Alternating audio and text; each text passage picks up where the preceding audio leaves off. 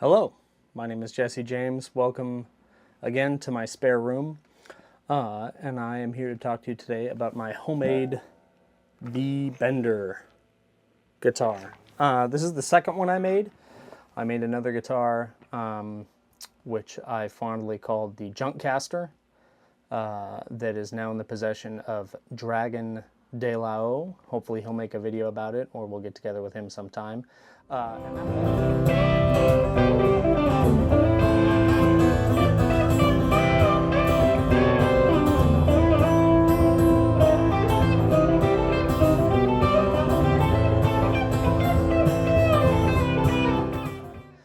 And that one was the prototype. I bought like a $100 guitar off of Amazon and routed it out and figured out the mechanism for a B-Bender.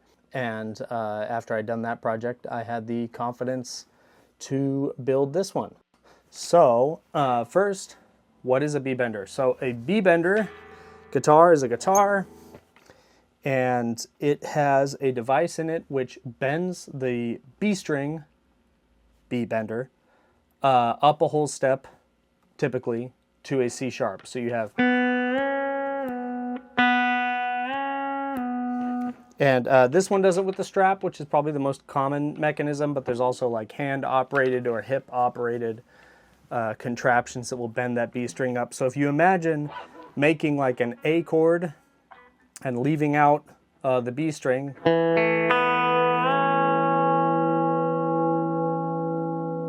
you can get some notes like that, or even bend a note higher, or start high and bend low. And this was a device that was basically invented to simulate a pedal steel guitar kind of sound on a regular guitar, and there's a lot that goes into the history of that. There's a lot available on the internet if you want to do some research about history of the B-Bender. But anyway, I built this one myself, and I'm kind of proud of it. It's a pretty guitar.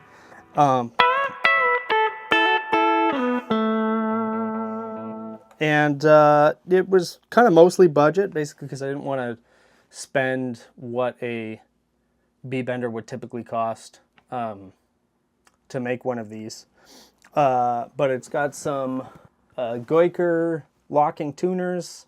I've got rolling string trees on it to try to help the function of the bending work easier. So it's kind of roller everything, except for the nut. I haven't replaced the nut yet, but I was thinking next step would be a roller nut. This neck I bought off eBay. It shipped from China. It's really comfortable. It's supposedly some kind of roasted maple, but it's really comfortable. One of the letters fell off the decal, so it says Fender Telecaster, which is, I guess, its way of telling us that it's fake. The body is like a guitar Fetish. That's a website. That's a real thing. Body, it was a blem. I really wanted a bound white telly, and this was a blem one, which was fine because I was going to kind of route it out and attack it anyway.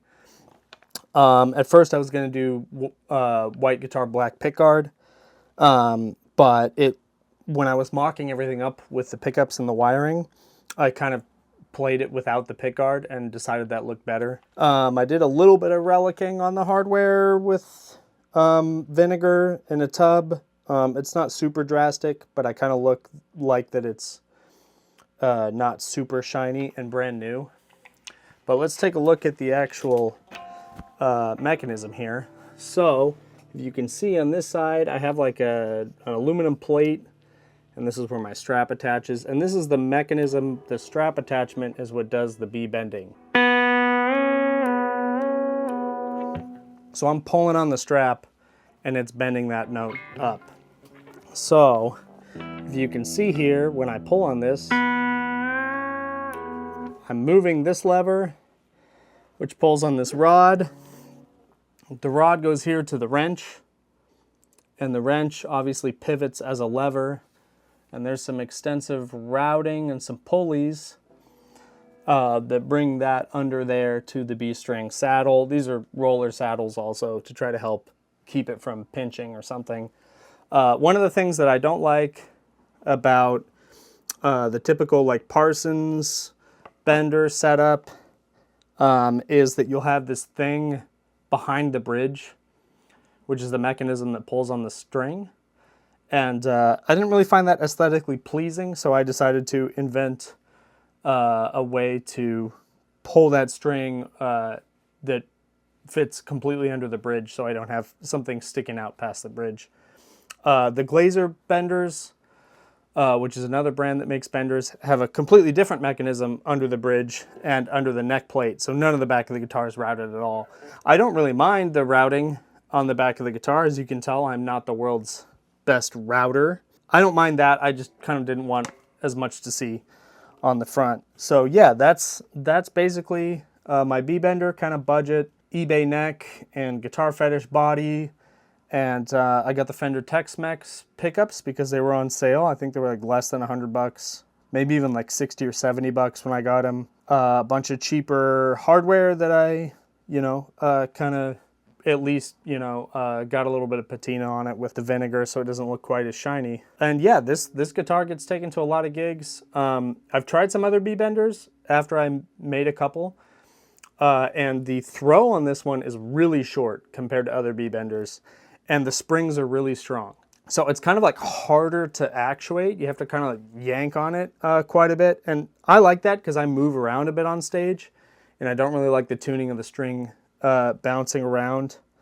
If I was going to change anything, maybe I'd kind of fiddle with the angle from where the end of the string is through to the saddle to try to keep it from breaking as much and maybe fix the tuning stability. Like I said, I've also thought about changing the nut material to fix tuning stability too. It's playable, it's giggable, but you do have to tune it after every tune, or the B string is kind of out of tune. And my other tellies aren't like that. They're a little bit more stable, so I kind of have high standards for that. But yeah, it sounds good.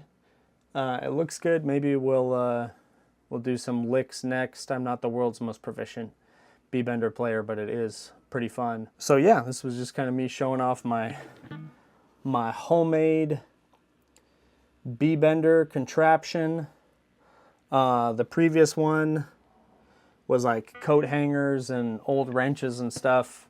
Like I said, the prototype. So this one's a little bit more professional, but I still kept a wrench in there, just kind of as my signature secret ingredient.